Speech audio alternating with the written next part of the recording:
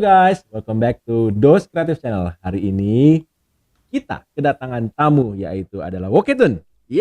Halo semua. Halo Mas Adri, terima kasih sudah diundang sini lagi. Sama-sama. Nah, hari ini kita lagi mau ngebahas mengenai fenomena yang lagi rame di kalangan para artis atau seniman yang relate dengan perkembangan zaman saat ini, yaitu perkontenan. Oke.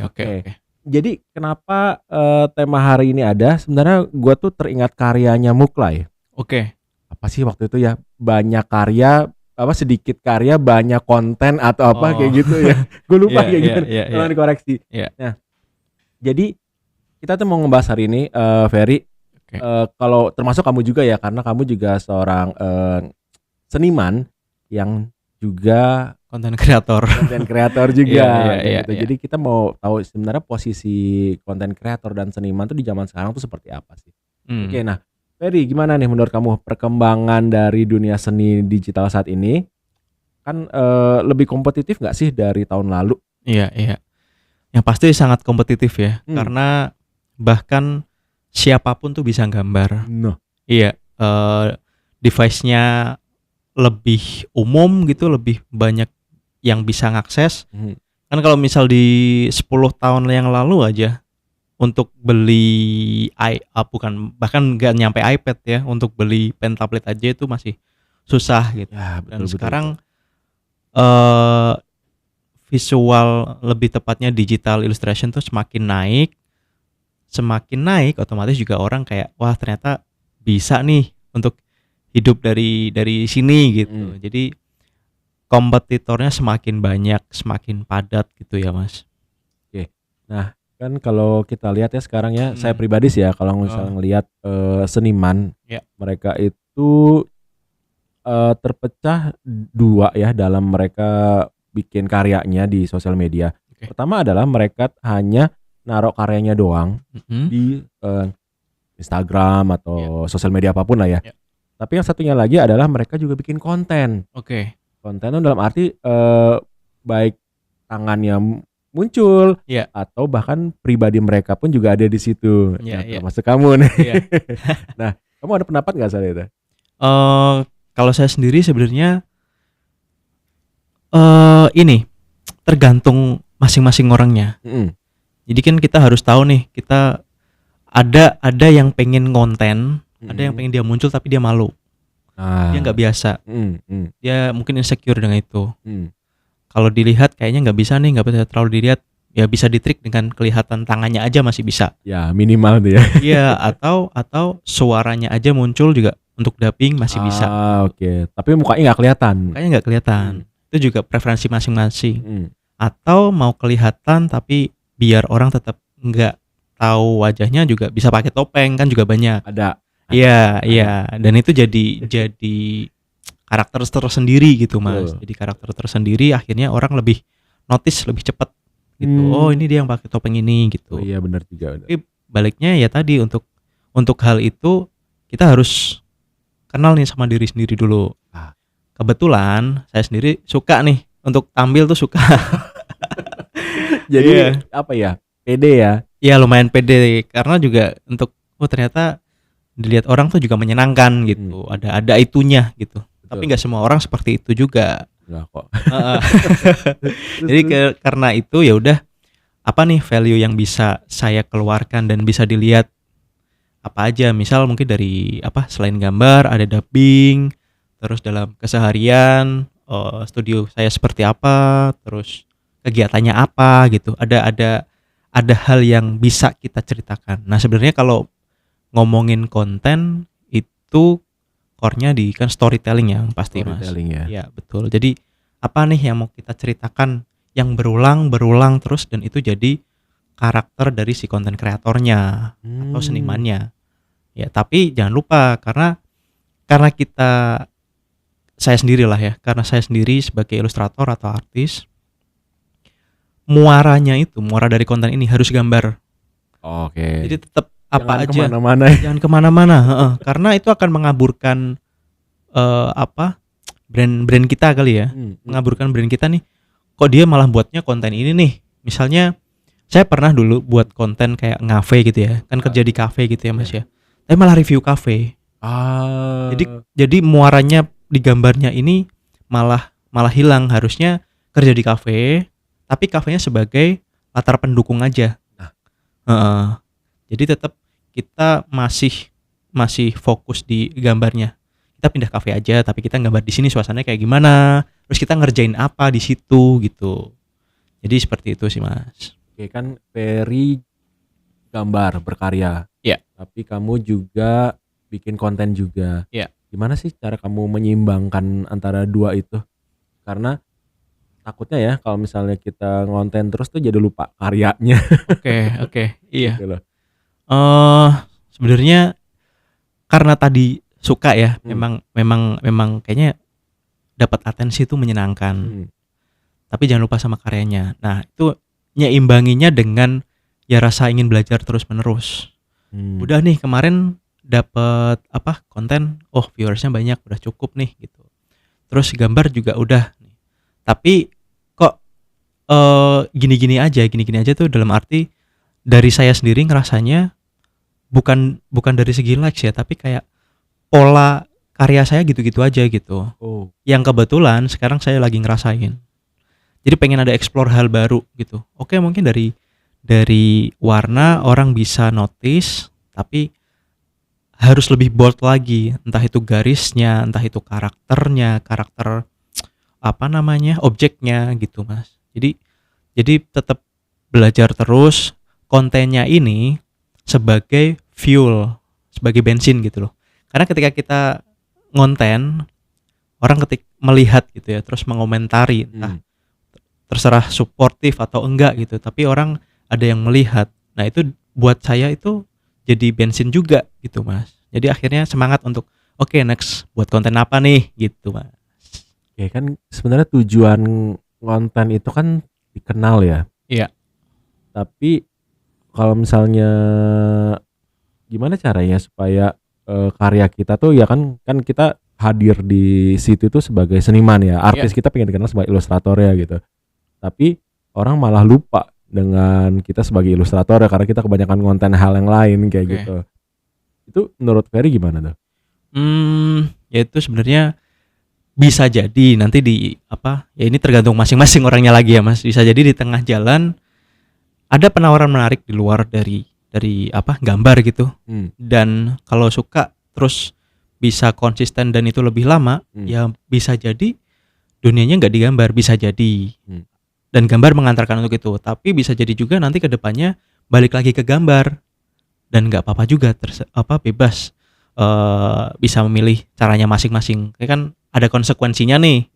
Ketika kita melenceng terlalu jauh, misalnya dari siapa yang kita biasanya orang kenal, terus kita melenceng agak jauh, akhirnya itu akan mengaburkan identitinya gitu. Karena kalau di sosial media sekarang ya personal branding kan itu penting Mas. Betul ya. Pentingnya agar ya kita nggak dikenal, selain dikenal ya ketika dikenal ada chance untuk klien datang sendiri.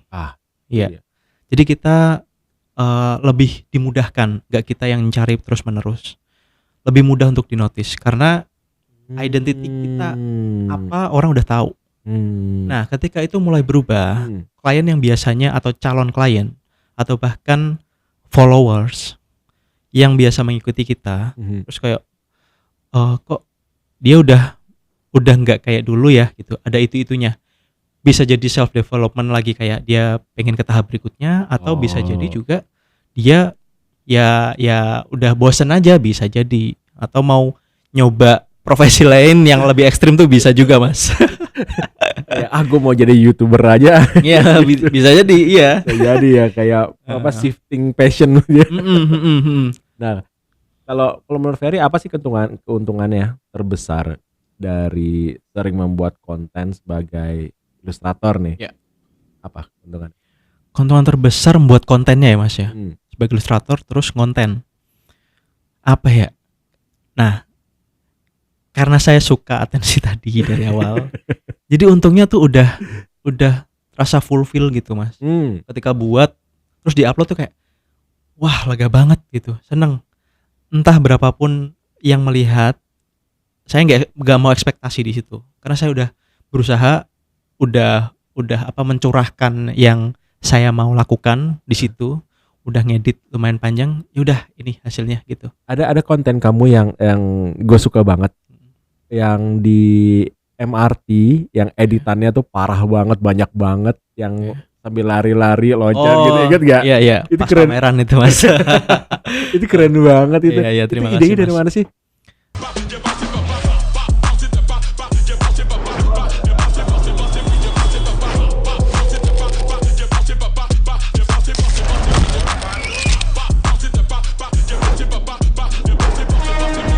Idenya biasanya ke-trigger aja dengan situasi yang ada gitu. Jadi situasi Itu apa? pakai acting segala loh, kalau masalah kayak pura-pura gimana Iya. gitu kan.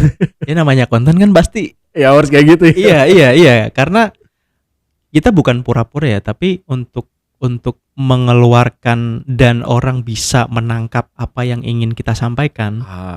Kita harus mencoba melebihkan ekspresi kita. Gitu. Jadi energinya tersampaikan gitu mas. Karena kayak kita ngobrol seperti ini nih, yang ngobrolnya kayak iya mas, saya bisa gitu. Kan beda dengan ketika kita mungkin ada apa, gerak tangannya, ada ekspresinya lebih gerak gitu. Jadi orang lebih, karena kita kan makhluk emosional ya, kita melihat ekspresi, kita melihat mata orang gitu. Jadi faktornya ada di situ. Makanya coba dilebih-lebihkan. Itu aja kadang saya masih ada malu-malunya dikit mas. Yang kemarin itu malu nggak? Malunya sih ada tetap, tapi kayak udahlah tahan gitu, tabrak gitu. Oh gitu. Malunya tuh kayak di situ doang sebenarnya mas. Malunya di situ doang. Iya. Tapi hasilnya itu abadi loh, keren loh gitu. Makasih Mas Adri. Nah jadi kalau misalnya kita, ada nggak sih dampak kira-kira ya, dampak negatifnya kalau terlalu sering ngonten bagi seniman ya, atau desainer atau ilustrator? Aduh, dampak negatifnya apa ya? Kalau saya sendiri malah jujur tidak memikirkan itu mas. Gak mikirin itu, karena in the end orang mau berpendapat seperti apa itu di luar kuasa kita. Dan ketika orang misal berpendapat jelek, walaupun niat kita sebagus apapun, itu balik ke orang masing-masing dan malah akan ngefilter siapa nih yang benar-benar engage sama kita. Jadi kriterianya nanti akan tersaring tersendiri ini, yang engage ternyata mungkin dari segi usia ini, mungkin dari segi preferensi ini gitu. Jadi yang tidak sesuai akan memilih ya yang lain gitu aja, seperti itu. Jadi gak usah terlalu dipikirin kalau saya mas. Nah kalau kamu bikin konten itu ada inspirasi atau referensi gak sih? Misalnya gini, ini deh, Ferry ada seniman yang mengonten juga yang jadi favorit kamu gak? Oke. Kalau konten favorit sebenarnya akhir-akhir ini malah seringnya ngelihat ini sih. Kalau dia buat film, karena ngelihat shootnya gitu loh mas. Ngelihat shootnya, angle shootnya, teknisnya. Karena kan sendiri ya. Kalau konten sendiri, jadi gimana nih caranya, angle-anglenya, perspektifnya semenarik mungkin gitu. Jadi lebih followingnya sekarang ngelihatnya yang kayak gitu-gitu. Tapi untuk artis sendiri sih ya ada Bang Muklai, terus ada Hasbis tuh kenceng tuh kalau konten. Oh iya. Iya dia cepet banget tuh. Iya. Itu apa yang dia collab sama Snap Out ya? Yang dijahit itu ramai banget itu. Iya itu. Terus siapa lagi ya? Banyak kok mas. Cuman memang akhir-akhir ini saya lebih look up-nya ke teknis sih. Jadi siapapun kamu lihat supaya menambah referensi. Iya betul. Angle kamera, scene kayak gitu. Perspektif ya. Oke. Gitu. Berapa lama sih biasanya kalau bikin? Misalnya kayak kemarin deh yang di kereta itu tuh. MRT itu berapa lama buatnya? Di MRT itu berapa lama ya?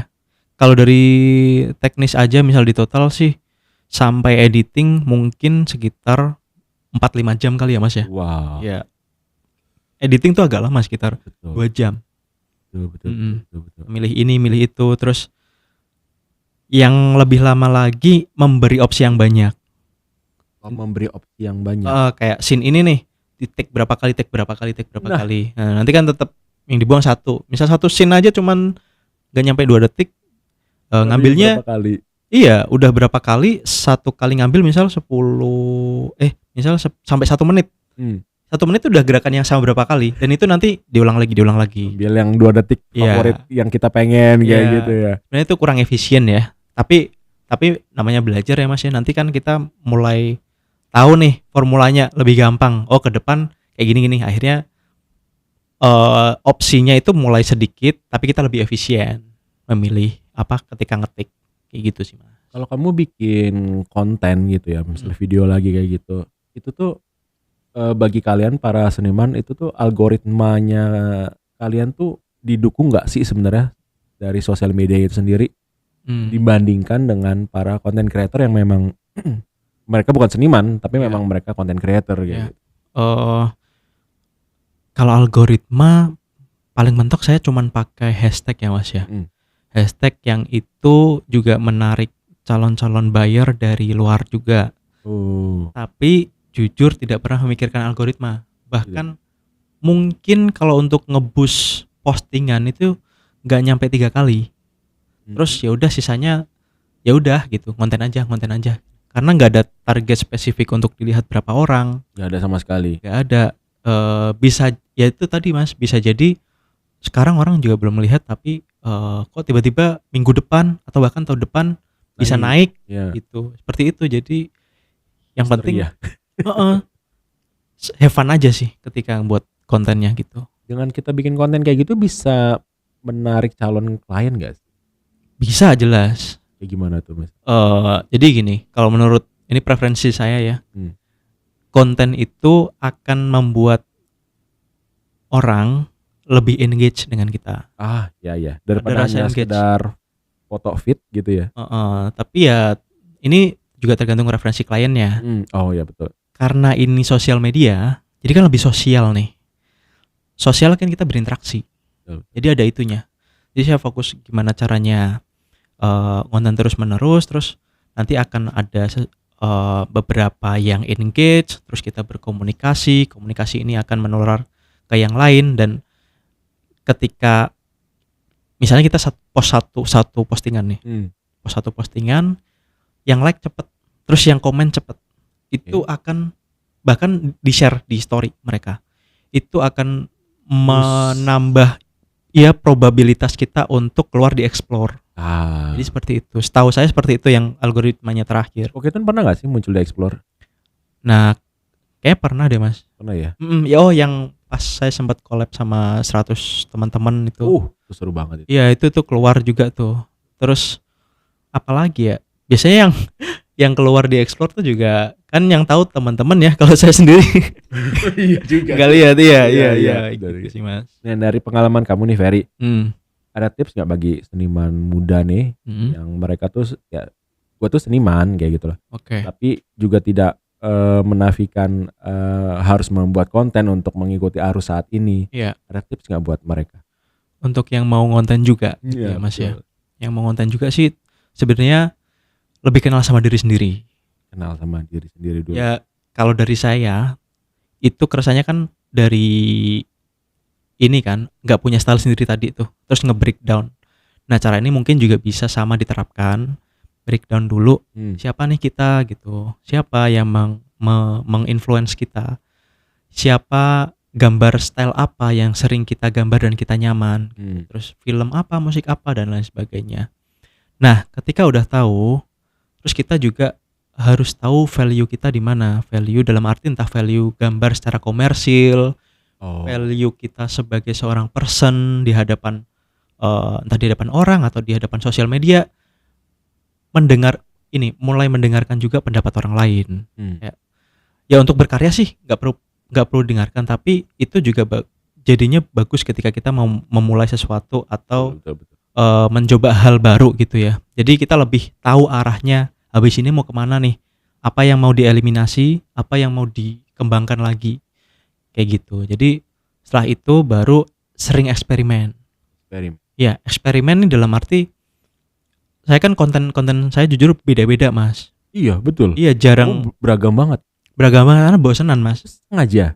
Emang semut saya aja ketika pengen buat konten ini hari ini buat gitu. Nggak ada target misalnya seminggu sekali ya gitu.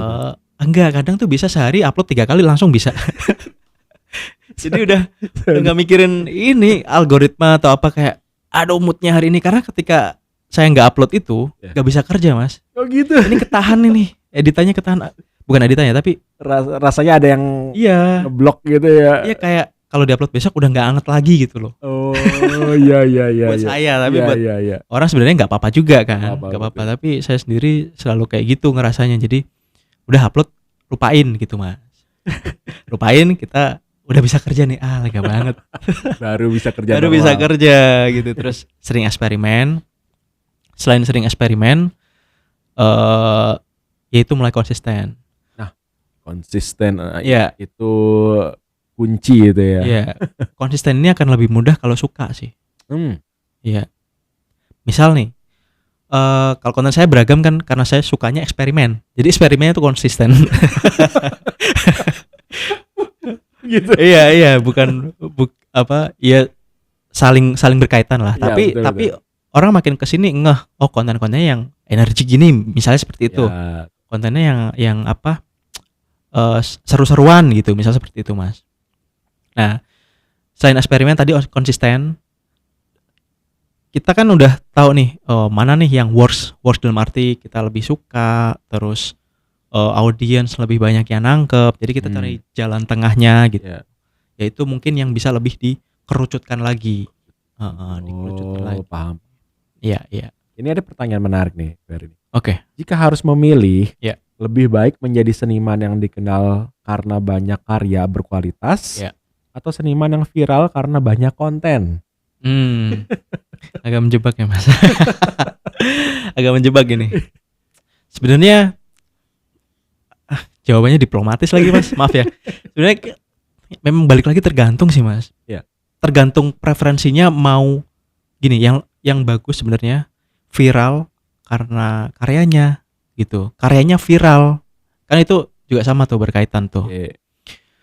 Tapi viral ini kan juga yang mengkonsumsikan juga masyarakat Indonesia misalnya gitu. Dan yang sekarang viral kan juga mungkin banyaknya entah drama, entah apa gitu ya. Jadi kalau saya pribadi mungkin nggak terlalu viral, tapi lebih lebih kualitasnya ada. Bukan berarti yang viral nggak ada kualitasnya, bisa jadi, walaupun yang enggak juga banyak.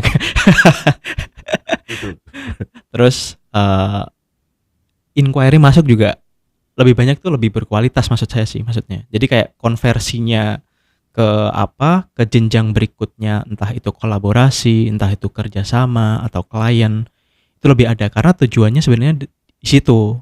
Karena tujuan orang beda-beda ya, ada yang memang pengen dikenal aja, ada yang ingin berkarya aja, diupload gitu.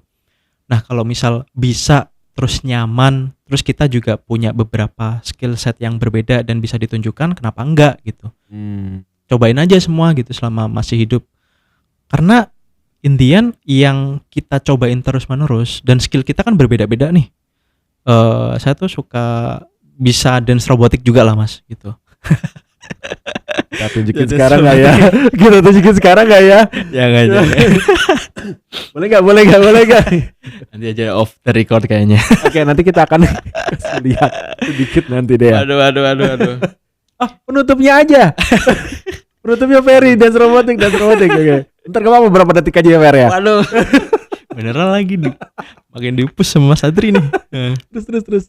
Nah, terus dulu sempat juga jadi penyiar radio. Dan dubber, dan jadi dubbing gitu kan, pengisi suara. Jadi ngerasa suaranya lumayan bagus gitu. Ini kenapa nggak dikeluarin semua gitu loh. Tapi muaranya gambar. Oh iya. Tadi baliknya. Jangan pindah muara ya. Jangan. Iya, jadi faktor-faktor yang lain ini jadi pendukung gitu. Nah, kayak konten saya misalnya saya buat yang gambar saya di Jepang itu kan saya cuma jalan bawa gambar. Terus ngomong aja dubbingnya gitu. Ini adalah gambarku yang ditolak waktu kelas 1 SMK karena terlalu Jepang, tidak nasionalis, serta dianggap sebagai style yang tidak laku waktu itu. Dari 40 siswa, hanya gambar ini saja yang ada di meja guru sampai kelas 3. Lalu aku bawa pulang dan sekarang membawaku ke tempat yang seharusnya. Teruslah berkarya dan biarkan waktu yang berbicara. Ya ternyata ada yang notice juga, Mas, suaranya kayak pengisi iklan gitu-gitu. Iya. Jadi kayak oh berarti works nih gitu, berarti nyaman. Misal teman-teman punya skill lain juga bisa gambar sambil sambil gaming misalnya, gambar nih sambil gaming, itu juga jadi ciri khas. Jadi personal branding itu yang membentuk uniqueness kita kan, karena kita punya sesuatu yang nggak dipunyai orang lain. Mungkin orang lain punya, tapi kombinasinya akan berbeda. Jadi outputnya juga akan berbeda. Nah, kayak gitu itu malah menurut saya harus dikeluarkan. Tapi kalau orangnya emang pengen bukan pengen tapi enggak malu lah, enggak tahu malu lah. Bukan enggak tahu malu tapi pede aja gitu. Untuk yang kurang pede sih bisa cari cara lain juga, bisa juga dikombinasikan, tetap bisa sambil gambar sambil masak, gambar sambil ngeronda gitu. Jadi banyak banget yang bisa dieksplor sebenarnya dari diri kita tuh. Kalau kita nge-breakdown diri kita siapa. Jadi intinya adalah harus kenal sama diri kita sendiri dulu ya. Iya, betul Mas.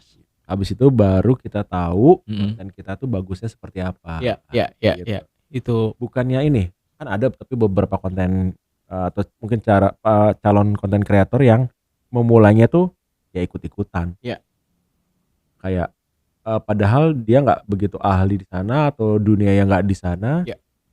Tapi dia karena lagi viral gue ikutin kayak gitu. Kalian pernah nggak kayak gitu? Pernah jujur Mas, karena satu kalau mengikuti konteksnya meniru itu buat belajar nggak apa-apa, tapi jangan terus-terusan.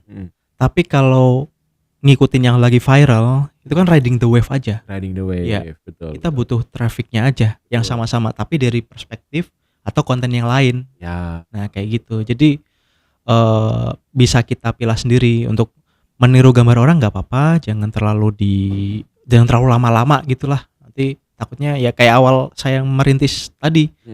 Saya suka gambar ini ikutin ini, suka gambar ini ikutin ini, jadinya nggak punya ciri khas.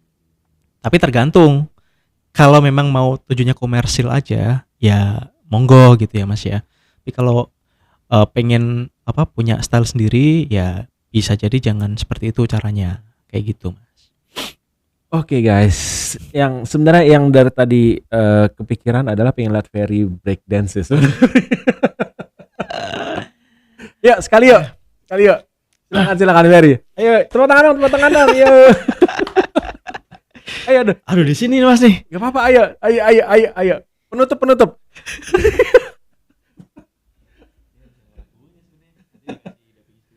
Gerakan robotik ya. Yang ini pertama kali muncul di YouTube ya.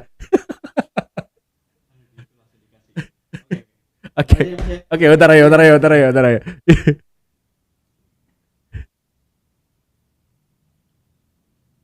Wih, keren. Iya. Oke. Ini episode favorit saya. Emang Mas Adri ngerjain sukanya. Gak mau. Oke teman-teman, sampai sini dulu ya. Kalau kamu suka tadi tariannya Ferry, jangan lupa di like dan di subscribe channel Dos Kreatif channel kita ini. Oke, sampai sini dulu. Dos out. Bye-bye. Bye, thank you.